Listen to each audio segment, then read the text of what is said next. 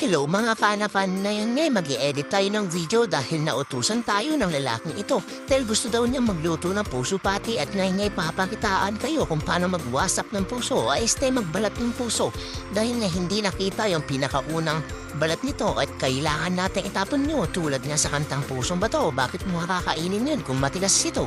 Buti pa ang saging na ito ay sobrang puti, di tulad ng puso ng iba dyan, sobrang itim.